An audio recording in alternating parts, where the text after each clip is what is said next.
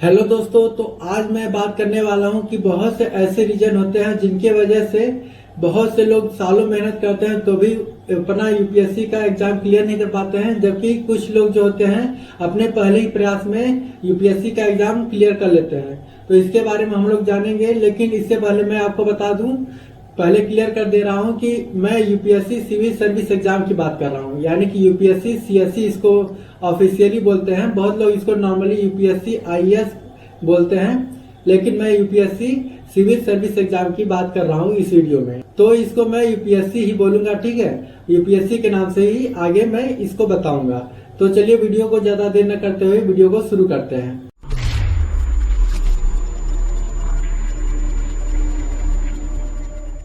तो दोस्तों, जैसा कि मैंने आपको बताया था कि बहुत से ऐसे एस्पिरेंट होते हैं जो अपनी कई साल लगा देते हैं यूपीएससी का एग्जाम देने में, और फिर भी बहुत लोगों का क्लियर नहीं होता है। और बहुत से ऐसे भी होते हैं जो अपने पहले ही प्रयास में केवल 7 से 8 घंटा पढ़ाई करके अपना यूपीएससी का एग्जाम क्लियर कर लेते हैं। तो ऐसे बहुत से रीजन है, जिनमें से मैं आपको केवल 7 रीजन बताऊंगा और आपको उससे एहसास हो जाएगा कि क्या रीजन है जिनके कारण ये बहुत से लोग फेल होते हैं और बहुत से लोग पास होते हैं, और आप भी अपने आप को उन चीजों में इम्प्रूवमेंट कर पाएंगे। तो चलिए जानते हैं कि हमारा पहला रीजन क्या है। तो हमारा पहला रीजन है इंटेलिजेंस, यानी कि बहुत से ऐसे बच्चे होते हैं जो अपने बचपन से ही इतने इंटेलिजेंट होते हैं कि उनको एक बार समझाया जाता है तो भी आसानी से समझ जाते हैं, और उनको आज के टाइम पे अगर मुश्किल चीजें भी समझाई जाती हैं तो आसानी से समझ लेते हैं और उनको याद करना भी आसान होता है, ठीक है। और बहुत से ऐसे होते हैं जिनको कितना भी समझा लो वो लोग समझ ही नहीं पाते हैं जल्दी, ठीक है। तो लेकिन ये उनकी कमी है, लेकिन वो अपनी इस कमी को सुधार सकते हैं बार बार प्रैक्टिस करके, ठीक है। बहुत लोग गॉड गिफ्टेड होते हैं जिनको एक बार समझा दिया जाता है तो आसानी से समझ जाते हैं, लेकिन बहुत से लोग गॉड गिफ्टेड नहीं रहते हैं, ठीक है। तो वो अपने प्रैक्टिस से अपने आप को इम्प्रूव कर सकते हैं, और अच्छे से अपने आप को इम्प्रूव करने के बाद वो एक बार समझाने से ही अच्छे से समझ जाएंगे और याद भी काफी टाइम तक रख पाएंगे। ये केवल प्रैक्टिस के ऊपर है, ठीक है। अब चलिए जानते हैं दूसरा रीजन क्या है। तो दूसरा रीजन है एक्सप्रेशन, ठीक है, यानी कि अभिव्यक्ति। बहुत से लोग होते हैं जिनका जो व्याकरण होता है, यानी कि ग्रामर जो होता है, वो सही नहीं होता है, और बहुत से लोगों का स्पेलिंग जो होता है वो भी सही नहीं होता, चाहे हिंदी में समझ लीजिए चाहे इंग्लिश में।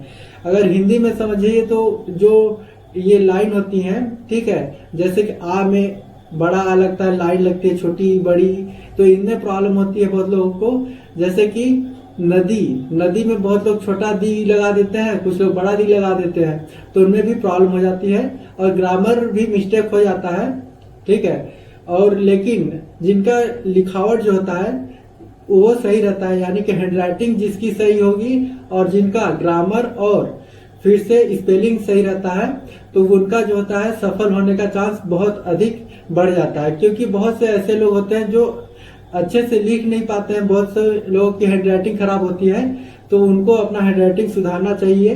वैसे तो बहुत से लोग बचपन से ही अपना हैंडराइटिंग सुधारने की कोशिश करते हैं, लेकिन अभी तक नहीं सुधार पाए। लेकिन आप अब से प्रैक्टिस कीजिए, डेली 2 से 3 पन्ने लिखने की कोशिश कीजिए, लगभग 2 से 2,500 लेटर्स लिखिए, तो आपको अच्छे से समझ में आ जाएगा और आपकी हैंडराइटिंग अच्छी हो जाएगी। और आपको स्पेलिंग का सही करने के लिए आपको प्रैक्टिस करना पड़ेगा स्पेलिंग्स के, ठीक है, तभी आपका सही हो पाएगा। और ग्रामर तो आपको पढ़ना ही पड़ेगा, ठीक है, जिससे आपका जो लिखेंगे वो आपके लिए सही रहेगा। और ये खास करके सबसे ज्यादा इम्पोर्टेंट आपके यूपीएससी मेंस एग्जाम के लिए होता है।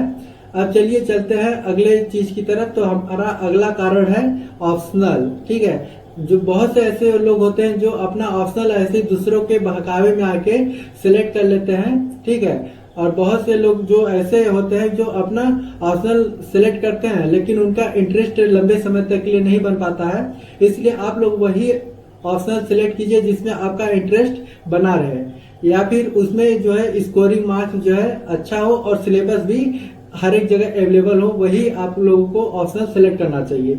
बहुत से लोग गलत ऑप्शनल सेलेक्ट करके अपने कई साल बर्बाद कर देते हैं, तो आप अपना अच्छे से समझ लीजिएगा और अपने समय को बचाइएगा, ठीक है। अब चलिए अगला कारण जान लेते हैं। तो अगला रीजन है हमारा गाइडेंस का, ठीक है।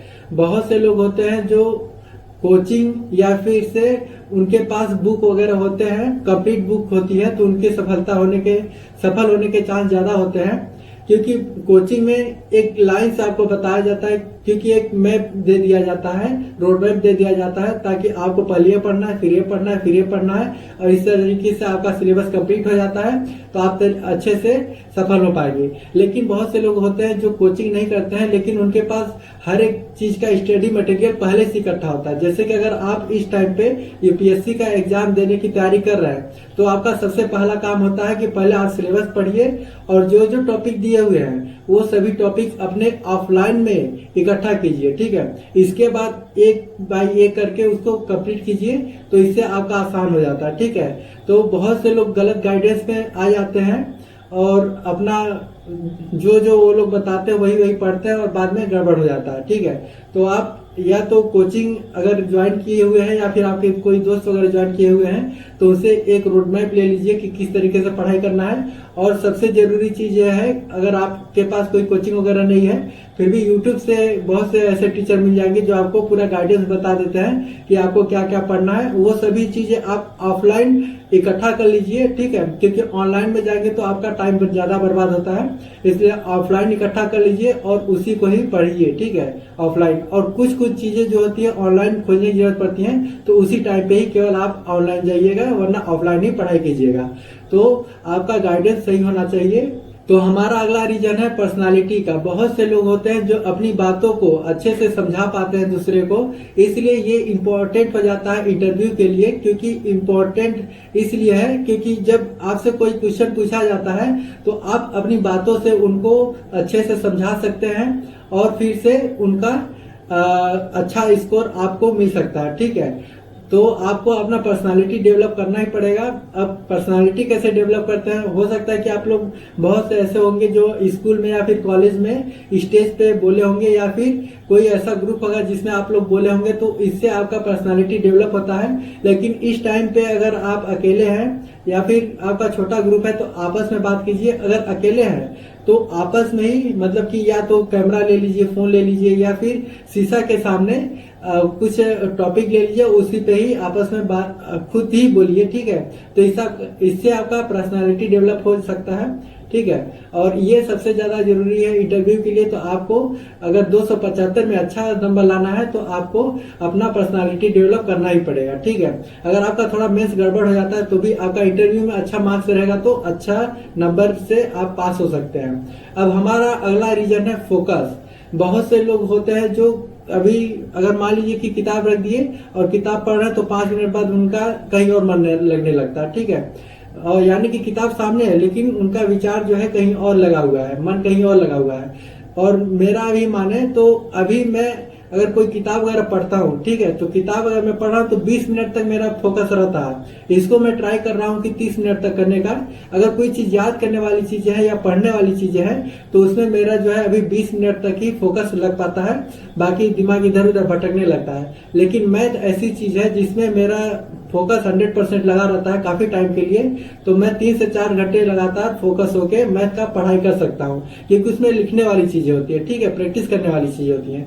तो अगर आपका फोकस नहीं लग पा रहा है तो आप उसको लिख के प्रैक्टिस कीजिए, तो इससे आपका फोकस बढ़ सकता है, ठीक है।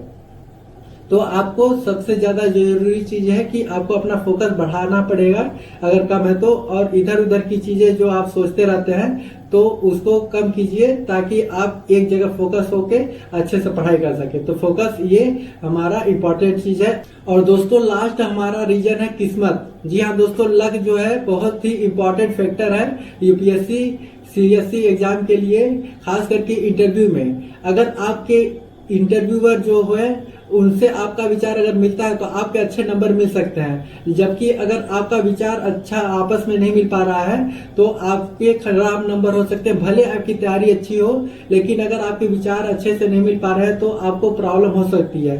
तो ये लक फैक्टर भी आप इसमें ऐड कर सकते हैं कि एक रीजन इसका भी हो गया कि लक फैक्टर जो है इम्पोर्टेंट होता है। लेकिन इसमें हम लोग कुछ नहीं कर सकते हैं। बाकी 6 रीजन जो है उनमें हम लोग प्रैक्टिस से अपने आप को सुधार सकते हैं और अच्छा परफॉर्म कर सकते हैं। तो दोस्तों यही 7 रीजन थे जिसके वजह से बहुत से लोग कई साल लगा देते हैं फिर भी अपना एग्जाम क्लियर नहीं कर पाते हैं, जबकि बहुत से लोग 7 से 8 घंटा पढ़ने के बाद ही अपना एग्जाम क्लियर कर लेते हैं। तो दोस्तों आई होप कि आपको आज का वीडियो अच्छा लगा होगा। अगर अच्छा लगा है तो वीडियो को लाइक कर दीजिएगा और इसी तरीके के और भी वीडियो देखना चाहते हैं तो चैनल को सब्सक्राइब कर लीजिएगा। और यदि आपको किसी प्रकार का डाउट है तो कमेंट कर दीजिएगा, आपका डाउट क्लियर किया जाएगा।